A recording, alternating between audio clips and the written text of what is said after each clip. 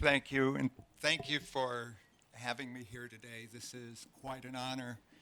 I've never followed Dan Goldstein in a presentation before, but I wanted to say that the University of Montana is in the city where I live, and they were sued by Dan.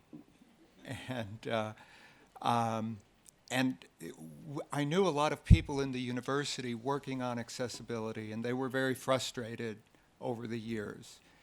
And when the lawsuit was brought forward, the president of the university recognized that the rights of people with disabilities were being broken on the campus, and he, instead of fighting, embraced the notion of accessibility and gave all those good people who are working on disability issues on campus money and the authority to move forward to make the campus fully accessible and the information systems.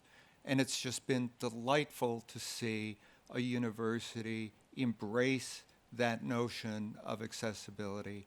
And really, we had been advocating for years, but until the stick came out and whacked people upside the head, um, it didn't happen. So using the stick and the carrot is very good. Now the university is being considered one of the leaders in accessibility in the nation, and we're driving that forward. But my presentation is about the publishing industry, and the DAISY Consortium has been working in this domain trying to make published material accessible for almost 20 years now. Next year it'll be our 20th anniversary. And what we developed was the DAISY standard that grew up in the libraries serving people who are blind and disabled. And now we move to a strategy where we integrate with the mainstream of society. So instead of having the DAISY standard that was separate and used only in the disability community, we moved into the mainstream. The mainstream standard for publishing is EPUB, and the DAISY staff and I work to melt into, to integrate, to become one with that mainstream publishing industry. And we call that the Inclusive Publishing Society. So I want to talk about what we're doing with that Inclusive Publishing Society. So next slide. So the industry is made up of all kinds of different groups. It is the publishers who produce trade books. It's publishers that produce educational textbooks, journals that are used widely in higher education.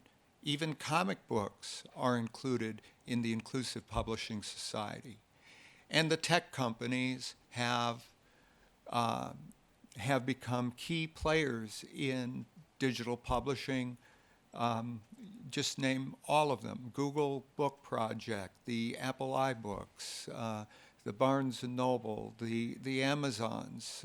There's all these tech companies that are in the industry, in the inclusive publishing industry.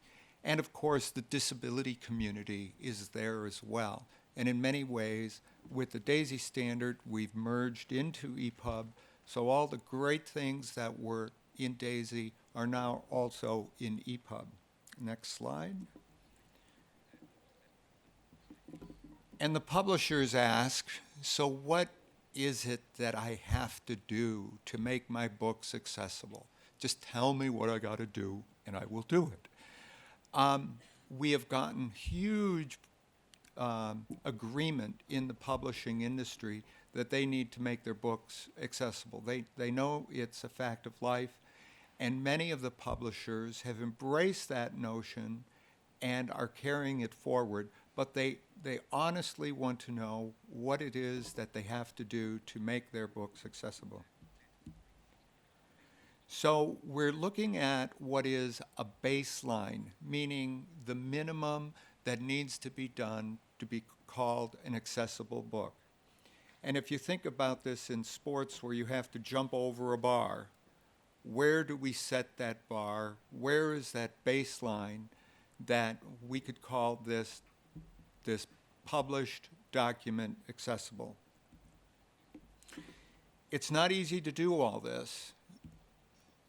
And we always have to think about how technology evolves and how we can move the bar higher and higher and higher.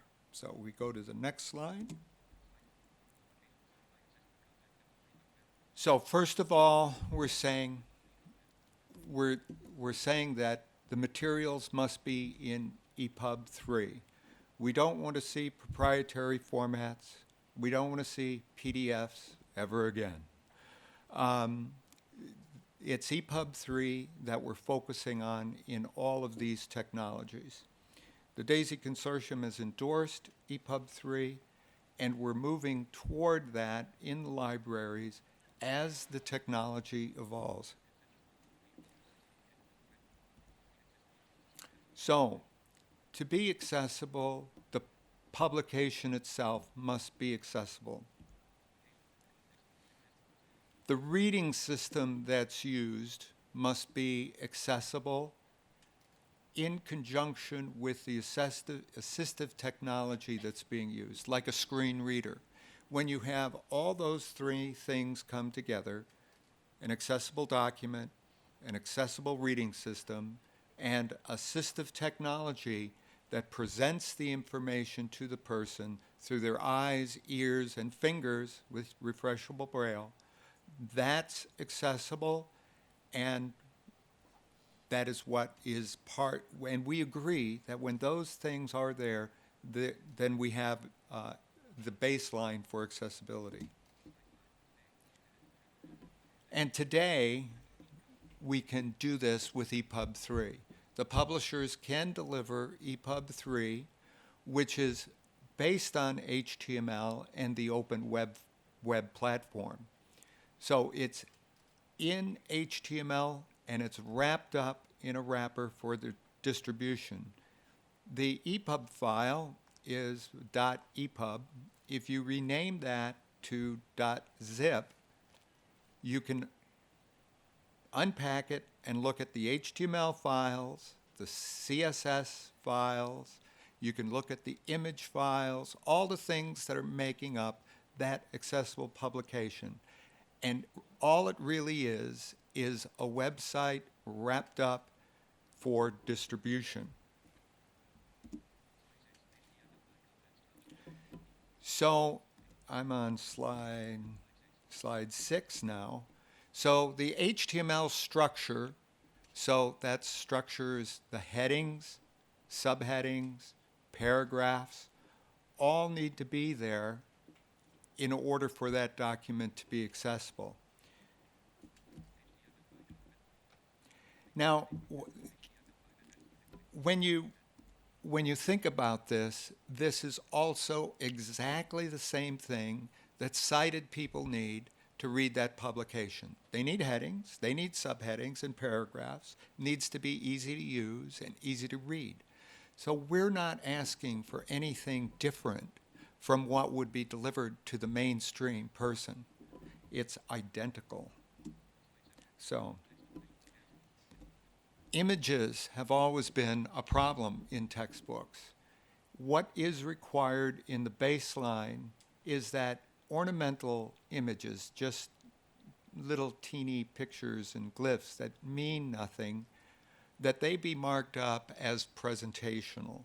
The alt text is quote, quote, nothing.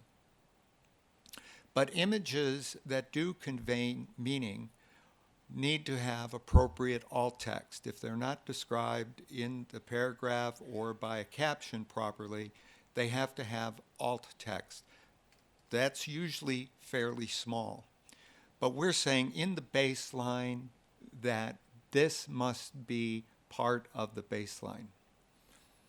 So who decides what's in the baseline and what's not in the baseline? if the Association of American Publishers came out and made a statements about what they think, all the publishers get together and say, this is what an accessible document is, they would be in violation of antitrust rules. The Book Industry Study Group could not do this by themselves for the same reason. So what I'm proposing in this baseline for Born Accessible EPUB 3 is that the inclusive publishing industry come together to decide what is the baseline and how we can move that baseline up and up and up over time as the technology evolves. It will require that we gather representatives from all of these organizations and put together a document that explains what's in the baseline and what are optional elements right now. All trade books, novels and things like this, are relatively easy to make accessible right now.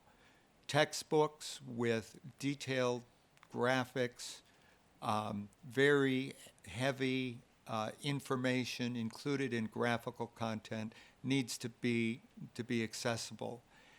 And that can be done in a variety of different ways. And Betsy will be talking later today about the diagram project and how that's being used to make materials accessible.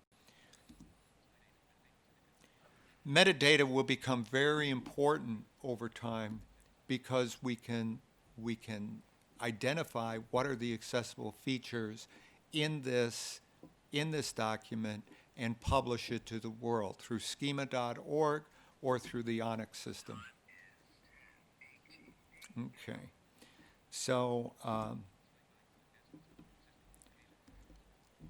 enhancements to Born Accessible documents. So if you have a Born Accessible document that meets the baseline and you've got a complex image, graphic in your book, alt text is very small, a sentence or two. There's going to need to be other materials provided, and it may depend upon the person's disability what that might be. It might be a tactile graphic that could help a blind person. We probably would also require a description of how to explore that tactile graphic. A tactile graphic by itself is very difficult to use. Another option might be to use 3D printing technology that is evolving. So if you have a molecule that you have a picture of and in the textbook and people can see that, it might be better to have a 3D printer model of that a person can hold and have it described to them. Hey, and guess what? All of the kids in the class, all the students, would use the same thing. So again, things are being pioneered by the disability community, by the blindness community, and moving into the mainstream. But we all need to agree on what this baseline is. We need to come together on it and use EPUB 3, the standard for digital publishing, to move this forward. So I don't have much more time. There's work within the EPUB standard to add additional enhancements for educational materials. More semantics. This is called EduPub. And here's where we start thinking about MathML. We think about videos that need to be captioned. And these we'll have to look at to see when MathML is supported in reading systems and then require MathML. I think that's going to be part of the baseline from the beginning. But we have to demonstrate that it does actually work.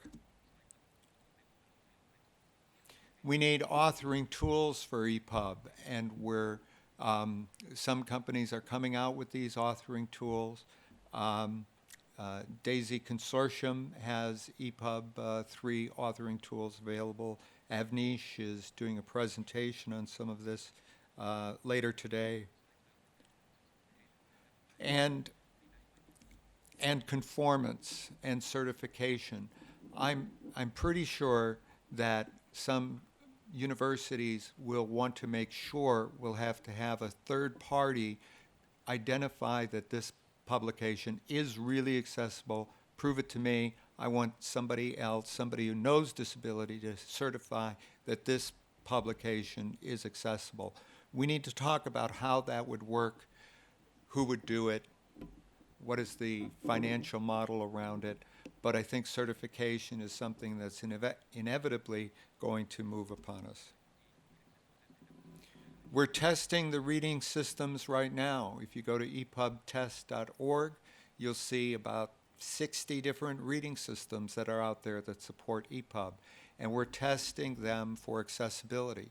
We need people, maybe some of you here need to help join us in that testing of reading systems in different languages, because that we have to test it in all the languages that EPUB supports, which is all languages around the world. And finally, we have to remember that we're going to move that bar higher and higher all the time so that everybody can read these materials at the same time and have the same amount of educational benefit from these published materials. So I compliment the publishing industry for being enthusiastic supporters of this notion of a baseline, and we'll try to push that forward in the disability community, in the tech community, and in the publishing community from here on out. Thank you.